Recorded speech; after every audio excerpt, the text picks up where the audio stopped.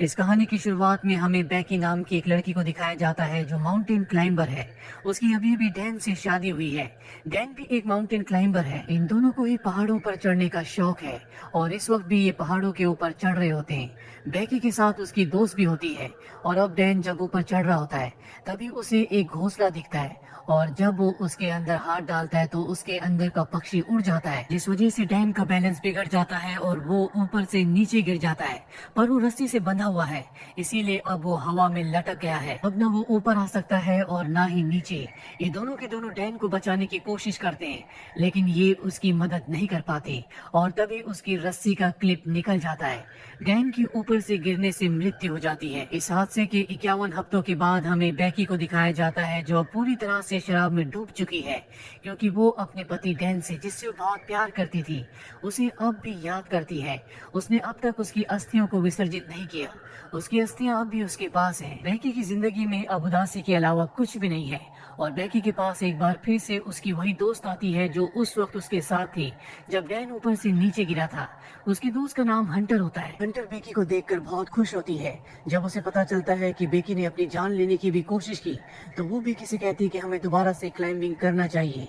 और इसके बाद वो अपने मोबाइल पर उसे एक टावर दिखाती है जो कि टीवी टावर है। ये टावर एक ऐसे भीड़ में होता है जहाँ पर इंसान बहुत कम जाते हैं और इस टावर की ऊंचाई होती है 2000 फीट। हालांकि बेकी इस जगह नहीं जाना चाहती और जब उसकी दोस्त हंटर कहती है कि उस टावर के ऊपर चढ़ने के बाद तुम डैन की राख को वहां से उड़ा देना, इससे उसकी आत्मा को शांति मिलेगी, तो बेकी मान जाती है और अब ये दोनों के दोनों उस भीड़ में पहुंच जाते हैं। यहाँ पर ये वीडियोस बना रहे होते हैं, फोटोज खींच रहे होते हैं और हंटर उन वीडियोस को और फोटोज को अपने इंस्टाग्राम पर अपलोड कर रही होती है। अब ये देखते हैं कि टावर इनके सामने है जो आसमान की गहराइयों के अंदर जा रहा है, क्योंकि इसकी ऊंचाई बहुत ज्यादा है। आज से पहले इन्होंने कभी भी इतनी ऊंचाई तक चढ़ने की कोशिश नहीं की। इन दोनों को डर तो लग रहा होता है पर अब ये धीरे धीरे ऊपर चढ़ना शुरू कर देते हैं। बेकी का डर ज्यादा होता है क्योंकि उसे पता है कि ये लोहा जिससे टावर बना है वो बहुत पुराना है। उसकी आवाज उसे लगातार आ रही होती है और धीरे धीरे वो भी हंटर के पीछे ऊपर चढ़ रही होती है। और जब वे आधे टावर तक पहुंच जाते हैं तो इन्हें एहसास होता है कि यहाँ पर हवाएं बहुत तेज है। ये हाइट इतनी होती है जितनी आईफिल टावर की है, यानी लगभग पूरे 1000 फीट। अभी लगातार ऊपर चढ़ना शुरू कर देते हैं और जब बेकी नीचे देखती है तो उसे डर लगना शुरू हो जाता है क्योंकि उसने पिछले 1 साल से क्लाइंबिंग नहीं की। लगातार ऊपर चढ़ते हुए अभी टॉप तक पहुंचने वाले होते हैं तभी बेकी सीढ़ी पर पैर रखती है और वहां से एक स्क्रू गिर जाता है जिसके बारे में इन्हें पता नहीं चलता। अभी दोनों के दोनों 2000 फीट यानी कि टावर के ऊपर तक पहुंच चुके हैं, जहाँ से इन्हें दुनिया बहुत अलग दिख रही होती है। इतनी हाइट पर चढ़ने के बाद, एक टारगेट को अचीव करने के बाद अब बेकी को भी अच्छा लग रहा होता है। ये दोनों के दोनों यहाँ पर एंजॉय करते हैं, बहुत सारी फोटोज क्लिक करते हैं। साथ ही हंटर जो ड्रोन कैमरा अपने साथ यहाँ पर लाई होती है उससे वो अपनी वीडियोस भी बनाती है ताकि इंस्टाग्राम पर अपलोड कर सके। ये दोनों के दोनों बहुत खुश हैं। हंटर इतनी एक्साइटेड होती है कि वो टावर से लटक जाती है और बेकी को उसकी फोटोज क्लिक करने को कहती है। इसके बाद वो बेकी को भी ऐसा करने को कहती है। बेकी भी उसके कहने पर ऐसा करती है और अब ये दोनों के दोनों बहुत खुश हैं। इसके बाद बेकी डैन की राख को यहाँ से हवा में उड़ा देती है जिससे उसे तसल्ली मिलती है। ये दोनों के दोनों बहुत इमोशनल हो जाते हैं लेकिन बेकी फाइनली अब डैन को अलविदा कह चुकी है, यानी कि अब उसकी जिंदगी की एक बार फिर से शुरुआत हो गई। अब ये दोनों के दोनों अपना सामान पैक करके नीचे जाने की तैयारी करते हैं। सबसे पहले बेकी नीचे उतरती है पर तभी वो स्क्रू जो कि निकल गया था उस जगह से लेडर टूट जाती है। बेकी हवा में लटक जाती है पर रस्सी की वजह से वो जमीन पर नहीं गिरती, जिसके बाद हंटर उसे वापस ऊपर खींच लेती है। लेकिन बेकी के पास जो बैग था जिसके अंदर इनके खाने पीने की चीजें थी वो नीचे डिश पर अटक जाता है, जहाँ तक पहुँचना लगभग पूरी तरह से नामुमकिन है। ये अपने मोबाइल्स को भी चेक करते हैं लेकिन यहाँ पर इतनी ऊंचाई पर कवरेज नहीं होता, यानी कि ये दोनों के दोनों अब 2000 फीट की ऊंचाई पर फंस चुके हैं। यहाँ दूर दूर तक कोई भी नहीं होता, अगर कोई हुआ भी तो इतनी ऊंचाई से इनकी आवाज नहीं सुन सकता। यही टावर के ऊपर एक बॉक्स होता है जिसके अंदर एक फ्लेयर गन और एक दूरबीन होती है और दिन में फ्लेयर गन का इस्तेमाल करने का कोई भी मतलब नहीं है क्योंकि फ्लेयर गन को दिन में कोई नहीं देखेगा। अभी दूरबीन से देखते हैं तो सामने इन्हें एक गाड़ी दिखती है लेकिन वो लोग इन्हें इतनी ऊंचाई पर नहीं देख सकते, ना इनकी आवाज सुन सकते हैं। हंटर एक बार फिर से अपना मोबाइल देखती है और जो पोस्ट उसने इस टावर के बेस से की थी वो पोस्ट इंस्टाग्राम पर पोस्ट हो चुकी होती है जिस पर बहुत सारे लाइक्स और कमेंट्स होते हैं। इसका मतलब ये है कि टावर के तल पर कवरेज है और अब हंटर अपने मोबाइल पे मदद के लिए एक मैसेज को रिकॉर्ड करती है और इंस्टाग्राम पर उसे पोस्ट कर देती है। इसके बाद वो अपने मोबाइल को रस्सी से बांध कर टावर से नीचे लटकाती है ताकि कवरेज आए और उसका मैसेज पोस्ट हो जाए। लेकिन बहुत देर तक वेट करने के बाद भी ऐसा नहीं होता और अब हंटर अपने मोबाइल को अपने सॉक्स के अंदर रखती है, उसके बाद शू के अंदर रखती है और ऊपर से नीचे फेंक देती है ताकि नीचे गिरने के बाद उसका मैसेज चला जाए और इनकी मदद के लिए कोई आए। उन शूज और सॉक्स के अंदर रखने की वजह से नहीं टूटा होता और कुछ ही देर बाद ये ऊपर दूरबीन से देखते हैं जहाँ इन्हें नीचे एक आदमी दिखता है जो फोन पर बात कर रहा होता है। उसके साथ उसका डॉग भी होता है और वो इन्हें इतनी ऊपर ना देख सकता है और ना ही इतनी ऊपर से इनकी आवाज को सुन सकता है। यहाँ पर वो अपने फोन में बहुत ज्यादा मग्न होता है। उसे अपनी प्रेजेंस का एहसास दिलाने के लिए ये ऊपर से एक और शू को फेंकते हैं। हालांकि वो शू तो देख लेता है लेकिन उसे ऐसा लगता है कि ये पहले से यहाँ पर था और वो अपने डॉग के साथ वहाँ से जाने लगता है। हालांकि बेकी यहाँ पर फ्लेयर गन चलाने की कोशिश भी करती है लेकिन हंटर उसे रोक लेती है और कहती है कि रात होने का हमें इंतजार करना होगा, रात को वो हमारी फ्लेयर गन को देख लेंगे। और अब यहाँ पर अंधेरा हो जाता है जिसके बाद ही फ्लेयर गन चलाते हैं, साथ ही अपने मोबाइल की टॉर्च को ऑन करके अपने हाथ से हिलाना शुरू कर देते हैं। इनके सामने जो गाड़ी यानी कि आरवी होती है जिसमें लोग कैंपिंग कर रहे होते हैं वो इन्हें देख लेते हैं लेकिन वो इनकी मदद करने के लिए नहीं आते बल्कि इनकी गाड़ी को चुरा कर यहाँ से निकल जाते हैं, जिससे दोनों के दोनों हताश हो जाते हैं। जैसे जैसे रात होती है इन्हें नींद आना शुरू हो जाती है। ये वहाँ पर सो जाते हैं लेकिन जगह बहुत कम है। हंटर ऊपर से गिरने वाली होती है कि बेकी उसे पकड़ लेती है। तभी वो देखती है कि उसके पैर पर एक टैटू बना है जिस पर लिखा होता है 143। ये देखकर बेकी हैरान हो जाती है क्योंकि उसका हस्बैंड डैन उसे हमेशा कोड वर्ड में आई लव यू कहता था यानी कि 143।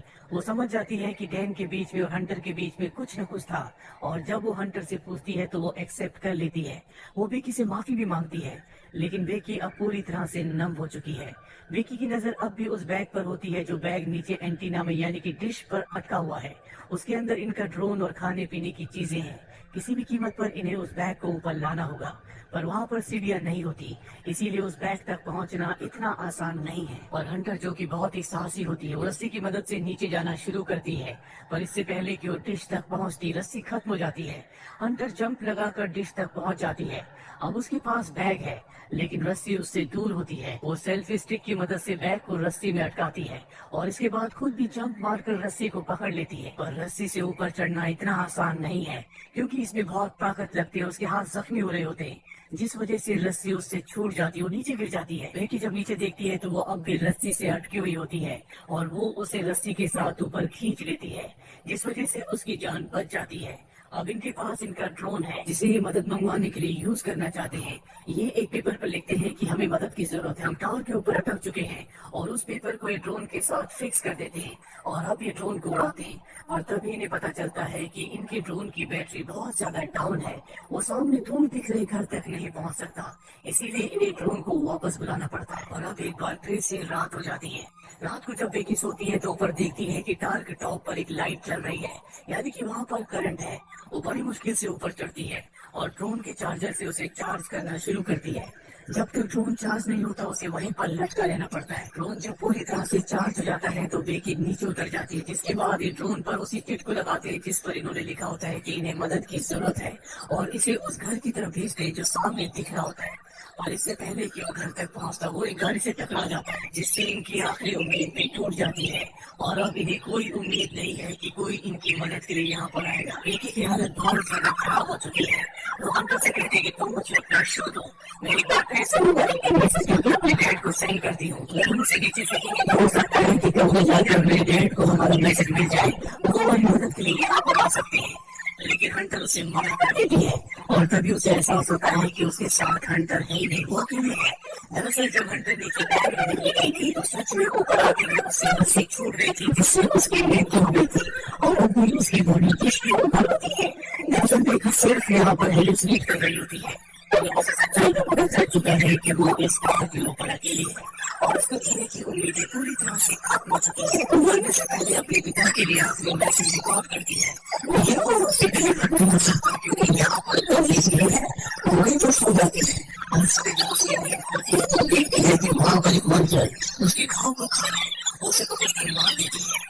इसका मतलब ये है कि उसके पास भोजन भी है। इसे खाने के बाद उसके अंदर ताकत आती है और वो तय करती है कि अब वो नीचे डिश तक रस्सी के साथ जाएगी। वहाँ पर उसकी जो हंटर की बॉडी है वही मुश्किल से रस्सी से नीचे उतरती है और हंटर की बॉडी पहुंच जाती है, जिसके बाद वो हंटर के सूट के अंदर अपनी रिवाइव करती है। इसे हंटर की बॉडी के साथ फिक्स कर देती है, वो हंटर को फॉलो करती है और इसके बाद वो हंटर की बॉडी को शू के साथ नीचे फेंक देती है।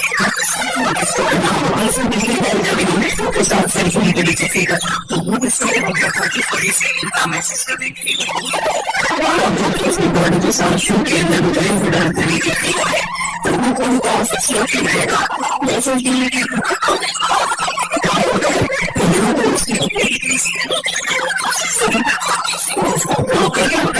एक बार दूसरी बात हो जाती है और बेटी के फोटो भी वहां पर आ जाती है। वो कहते हैं कि गाँव के आसपास भीड़ है और बहुत बेटी की डेड बॉडी जिसे पुलिस ले जा रही है। ये पास से पूछ जाती है क्योंकि वो अपनी बेटी से बहुत प्यार करते हैं और कभी लोग कहते हैं कि पीछे बेटी खड़ी है तो पूरी तरह से ठीक है। उसके साथ लोगों को अपनी गली से निकाल लेते हैं और इस तरह से बेटी की जान बच जाती है। तो पूरी कहानी से इंसान को इसे मुझे तुम करने को Yes, 6 points. You need to get it in the car.